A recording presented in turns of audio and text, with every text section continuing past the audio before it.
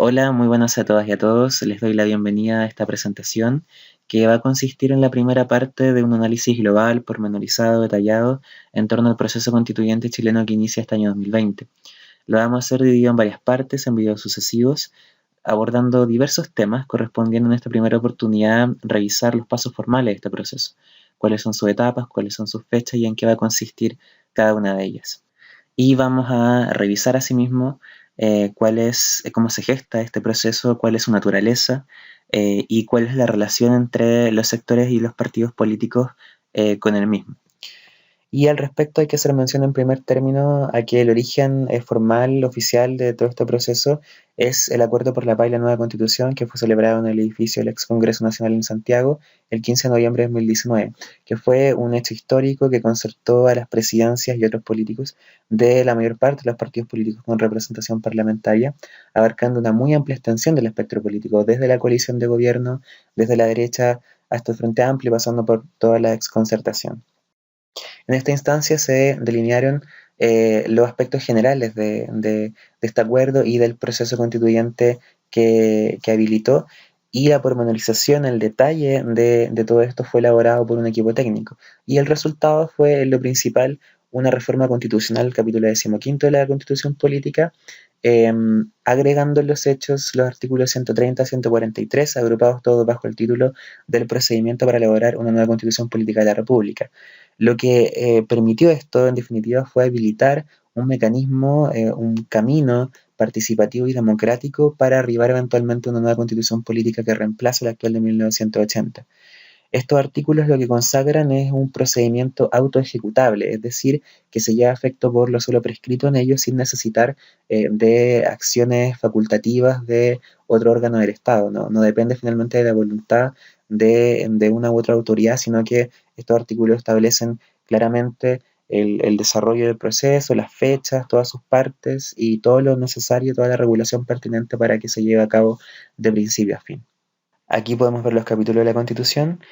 Como comenté, el que fue reformado fue el 15, que antes de esta reforma hacía solo en relación con la reforma de la Constitución. Aquí se contenían las disposiciones pertinentes para poder realizar modificaciones a este texto constitucional.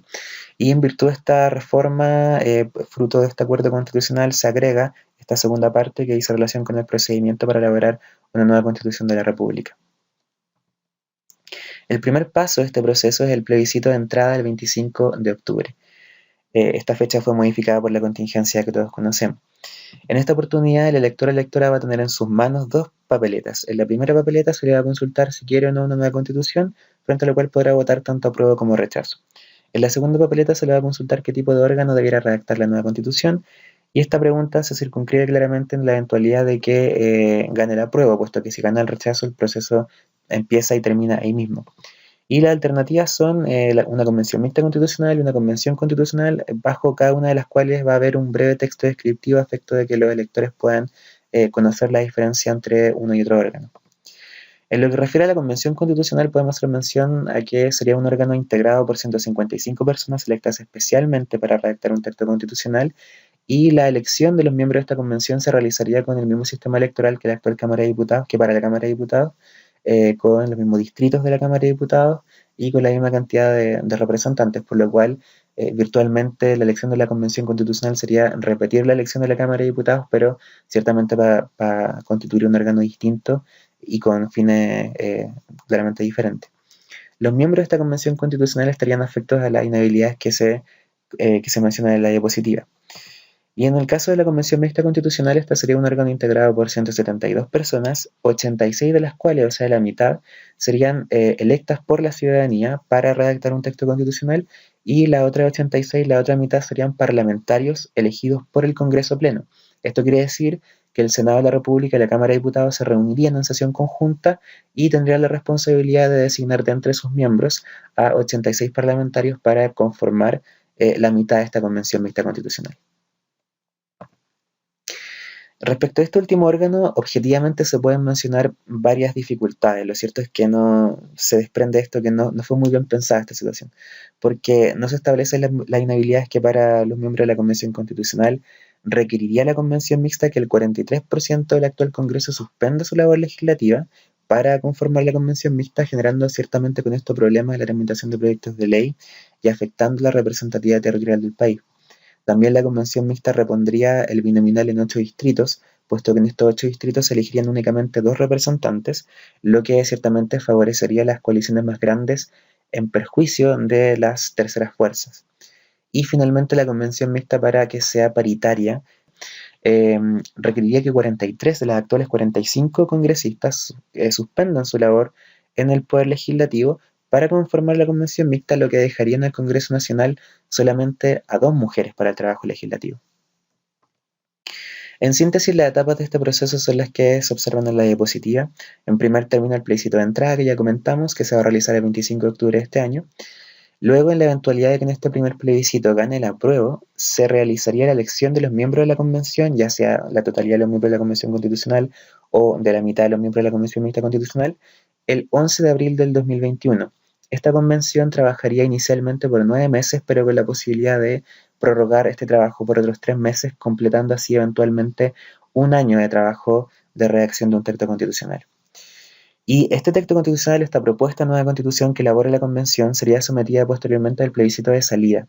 En este plebiscito se le consultará a la ciudadanía si aprueba o rechaza esta constitución que propone la convención, y se realizaría 60 días después de que lo convoque el presidente de la República.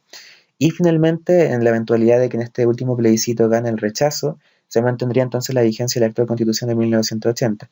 Mientras que si gana el apruebo, entraría ciertamente en vigencia la Constitución que elabore la Convención, con su publicación en el Diario Oficial 10 días después de su promulgación ante el Congreso Pleno. Esta promulgación ante el Congreso Pleno sería una ceremonia solemne, donde se juramentaría o prometería acatar y respetar la nueva Constitución, y, como les digo, entraría en vigencia este nuevo texto constitucional 10 días dentro de los 10 días después de esa promulgación, con su publicación en el Diario Oficial, que es el Diario Oficial de la República, ¿cierto? Donde se publican las leyes y entran en vigencia por lo general la legislación desde que aparece publicado, desde el día en que aparece publicado en ese diario. Ahora vamos a mencionar algunos cuestionamientos que se han realizado a este proceso constituyente. Como vamos a ver posteriormente, varios partidos políticos no formaron parte de este acuerdo, se restaron de la instancia que les mencioné al inicio, no estuvieron presentes en este acuerdo por la paz y la nueva constitución.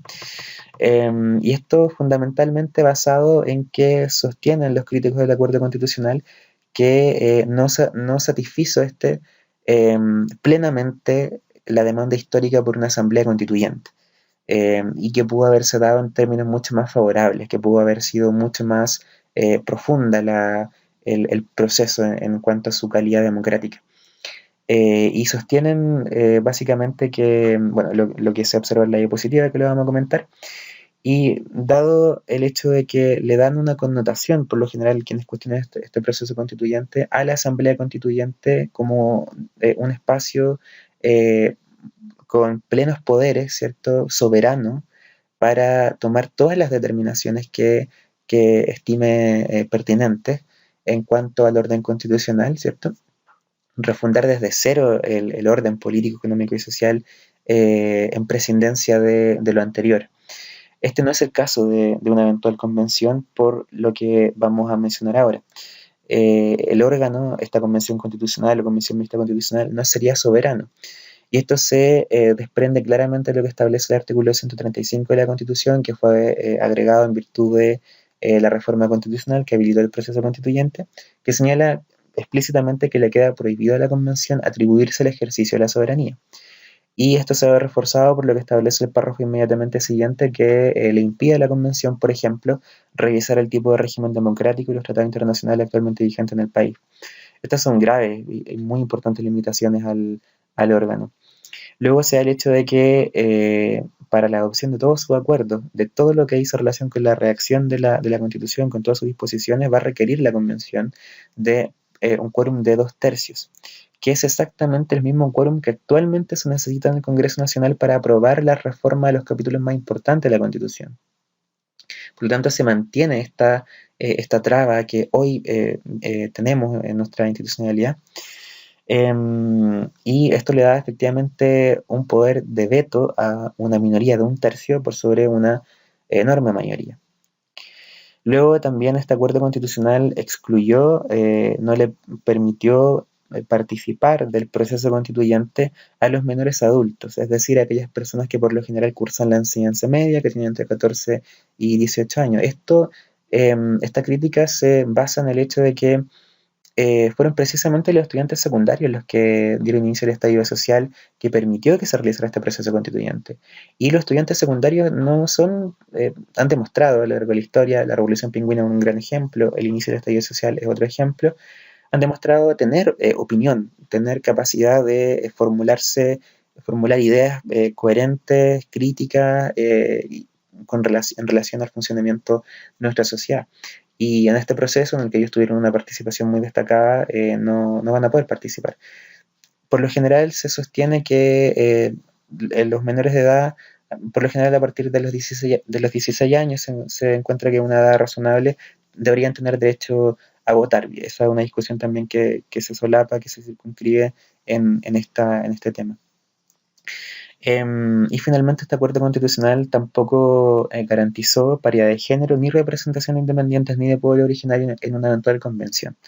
Esto se subsanó posteriormente mediante leyes, es decir, por leyes posteriores, no en la reforma constitucional, no en el acuerdo constitucional, se estableció, se corrigió este asunto y efectivamente se garantizó paridad de género, representación de independientes y de pueblos originarios en una eventual convención.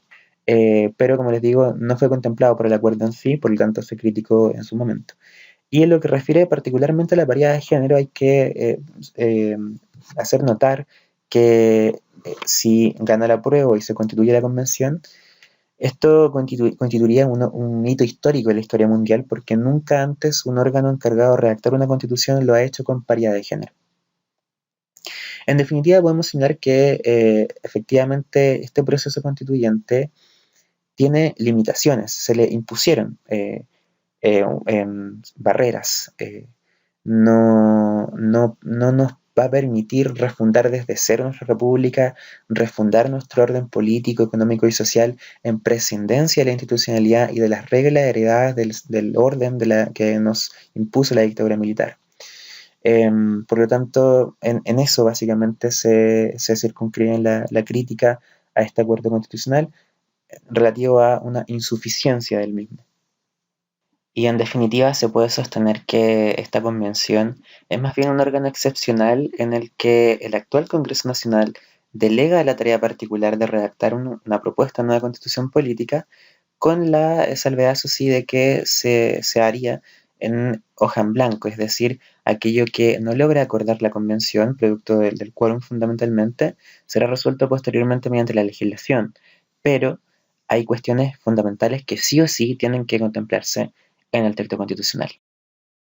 Pero lo destacable de esto es que la convención no va a trabajar sobre la actual constitución, es decir, respecto a aquellas cosas que no puedan acordarse en la convención producto del quórum, no va a regir lo que actualmente prescribe la constitución de 1980, sino que, como les comenté, el poder legislativo que constituye esta nueva constitución será el encargado de resolver aquellas cuestiones que no pueda acordar la convención. En relación a los partidos responsables, de acuerdo, responsables de la reforma constitucional que habilitó este proceso, estos son los que se ven en la diapositiva. En primer término, los que conforman la coalición Chile Vamos, Evópoli, Evolución Política, Renovación Nacional y la UDI, la Unión Demócrata Independiente. Está la coalición de gobierno de derecha conservadora. Luego la Exconcertación también firmó este acuerdo, compuesta por el Partido Socialista, el Partido por la Democracia, el Partido Radical y la Democracia Cristiana. La Concertación fue en su minuto una coalición que agrupaba a organizaciones políticas de la socialdemocracia, del socialcristianismo tradicional, ¿cierto?, que constituyen el progresismo tradicional, ese progresismo que gobernó Chile por 20 años desde finalizar la dictadura militar y que no realizó mayores innovaciones, ninguna de hecho, a la estructura del sistema heredado por la dictadura militar. Y finalmente el Frente Amplio, 3 partidos del Frente Amplio también firman el acuerdo. Estos son el Partido Comunes, Revolución Democrática y el Partido Liberal. El Frente Amplio, al igual que la Exconcertación, es una coalición de centro-izquierda, pero que viene a constituir el progresismo de las nuevas generaciones, que es bastante crítico de lo hecho por quienes le antecedieron. Y en lo que refiere a los partidos que, como les adelanté, no firman este acuerdo, tenemos en primer término a la Coalición Unida para el Cambio en Bloque, compuesta por el Partido Comunista, el Partido Progresista y la Federación Regionalista Verde Social.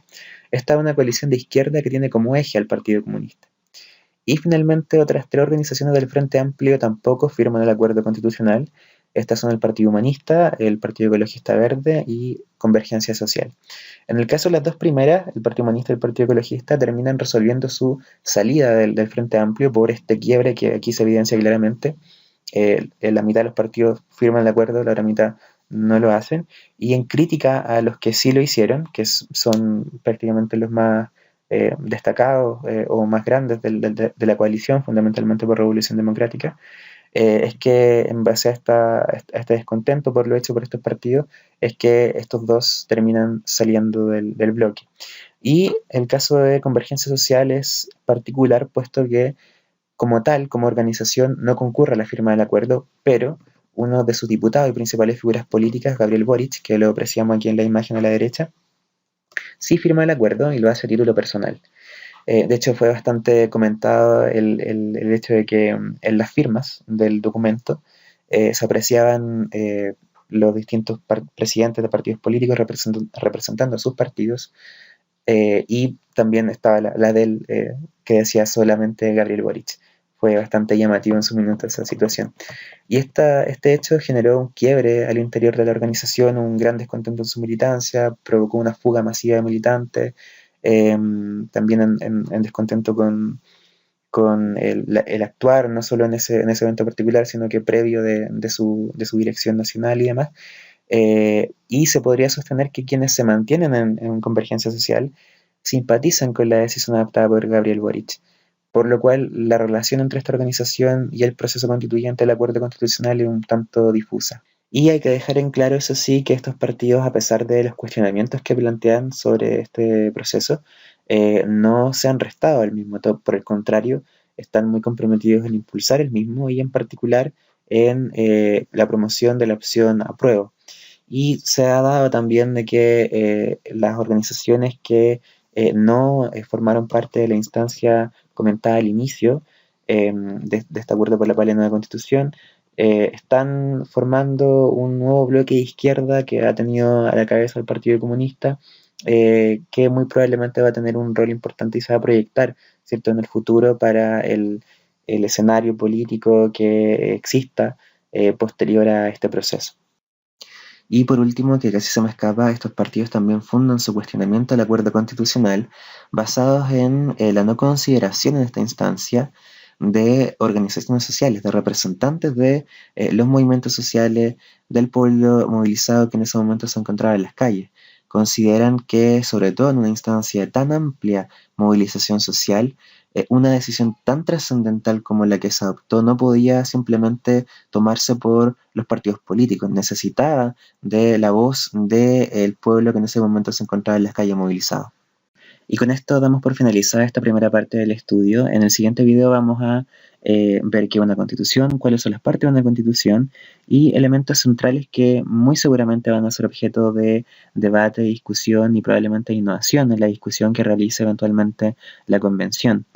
Esto con el objeto de adentrarnos ya de lleno en la discusión propia de qué constitución queremos y qué país en definitiva queremos construir en virtud de este proceso constituyente. Lo cierto es que se han levantado muchas demandas, muchas cosas se han dicho en relación a qué debiese consagrar este nuevo texto constitucional, pero estas se han planteado en términos muy genéricos, muy amplios, y es necesario poder concretarlo ya en ideas más claras finalmente y en un orden constitucional coherente en relación a qué texto finalmente queremos elaborar. Vamos a entregar las herramientas, los elementos necesarios para que cada uno pueda formarse su propia opinión, en el entendido de que es necesario seguir el debate que realice la convención y también finalmente votar por los candidatos y candidatas que queremos que nos representen, y eso hay que hacerlo de manera informada y sabiendo qué cuestiones plantean y qué proponen estos candidatos y candidatas. También en el próximo video queremos desmitificar ciertas cuestiones exageradas o absurdas que se dicen en torno a lo que puede llegar a pasar en virtud de este proceso. Lo cierto es que fundamentalmente a raíz de las limitaciones que tiene este proceso constituyente, que ya las revisamos, lo que puede llegar a pasar es bastante previsible y no es nada del otro mundo. Este país muy probablemente se va a democratizar, el Estado va a tomar un rol más activo en cuanto al reconocimiento y protección de los derechos económicos, sociales y culturales, pero esto no va a ser ningún acabose y ninguna revolución. Y también hay que tener presente que aquí no solo se va a hablar de derechos sociales, que es el tópico que más se comenta, vamos a revisar también nuestro sistema político.